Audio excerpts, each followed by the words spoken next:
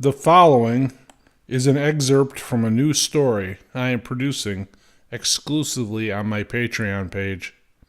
It is a prequel to the EMP Series story.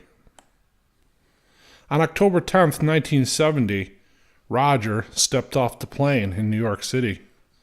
Everything he owned in the world was in a large, Army-issued duffel bag slung over his shoulder.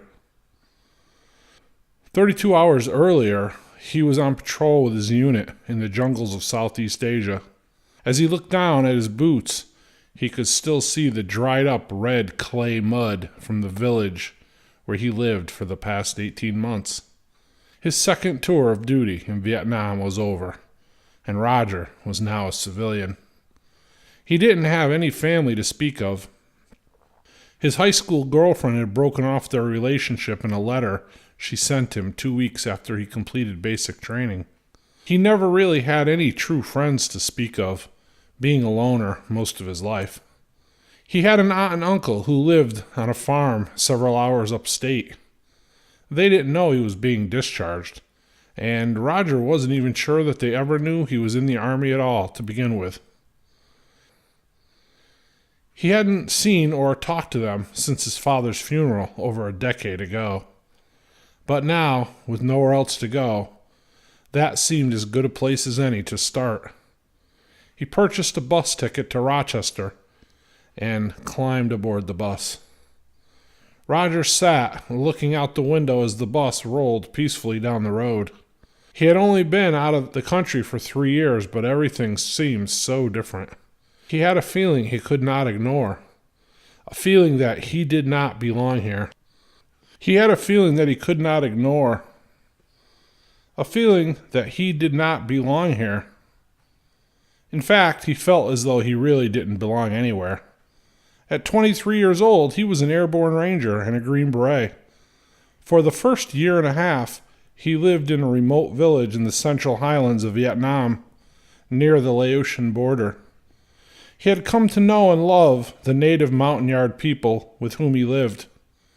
He was trained as a medic and was responsible for the health and safety of the 12 Americans as well as the 2,300 natives who lived with him in the village. He truly loved it there. But now, here he was, back in America, back in the country of his birth. Yet, he did not feel like he was home. About 3 hours into the trip, the bus rolled into a dirt lot adjacent to a truck stop and diner. The driver got on a PA system and announced the bathroom and lunch stop. 30 minutes, he said.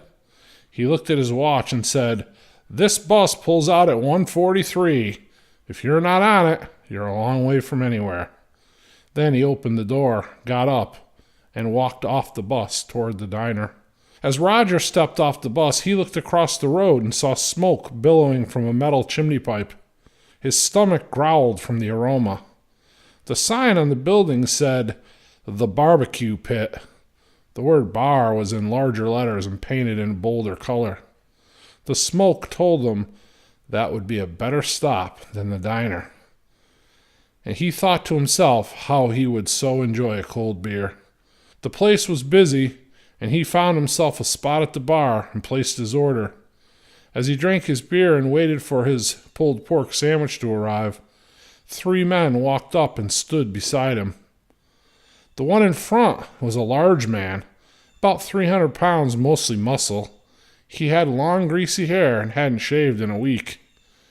Roger recognized the olive drab vest the man was wearing as a GI issue flak jacket with the sleeves cut off. No doubt because they were too narrow to encompass his huge arms.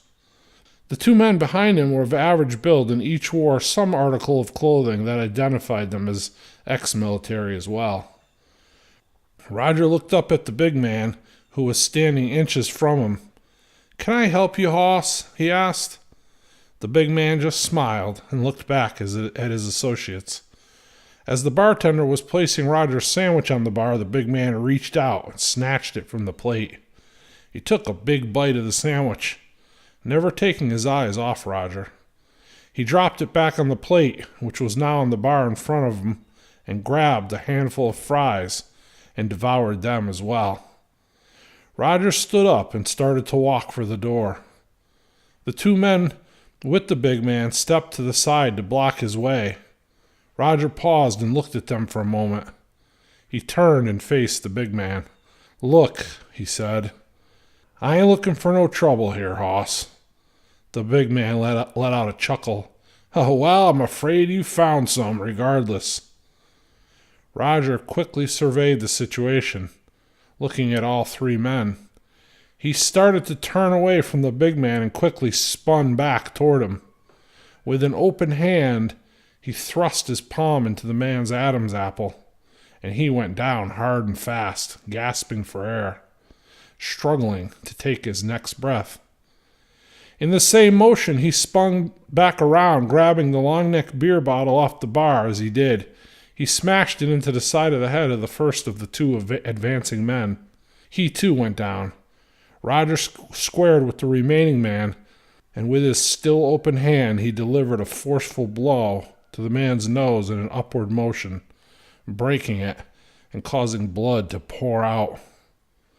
He then closed his fist and delivered the final blow, a punch square to the solar plexus region of the chest, sending him too to the floor. The fight was over. Roger looked to the bartender as if to ask, "Are we square?" The bartender nodded for Roger to look over at a man sitting at a table off to the side. The man stood up as Roger made eye contact with him. He was a smaller man with thin, wire-rimmed glasses. He too was wearing jungle combat boots and had an olive drab boonie hat. He clapped his hands together slowly 3 times as he approached Roger. "Well, well, well," he said as he glanced at his watch. "That was quick. I knew it would be, but I must admit, I thought the outcome would be different." Roger didn't speak. The man motioned over to the bartender. "Butch, give me 2 of those pork sandwiches to go. Put a 6-pack in with it, too. My new friend and I will be out and back in the garage."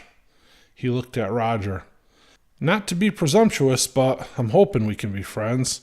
Can we be friends?" Roger paused as he looked at him. "I don't even know you. I'm just passing through. Won't really have time for any new friends." The man put out his 2 hands at his side, palms up, and shrugged. He smiled as he said, "Well, I'm not laying on the floor, so that's something, ain't it?" He chuckled. He offered his hand for Roger to shake. "Name's Buddy Tanner. Pleased to meet you." Roger continued to look at him without offering his hand to Buddy. Buddy said, "Too soon? Oh, I understand. Look, it would be a real shame if you left without trying one of Butch's pulled pork sandwiches. And since my rude friend ruined yours, it's the least I could do. Please accept my invite out to the garage and back. We'll eat in peace and enjoy a couple of cold ones." Roger looked back at the 3 men who were just getting to their feet. Buddy looked over at them. "You guys get yourself cleaned up now. Have a drink on me." Then he looked back at Roger. "It'll just be you and me, friend. I feel like you and them got off on the wrong foot."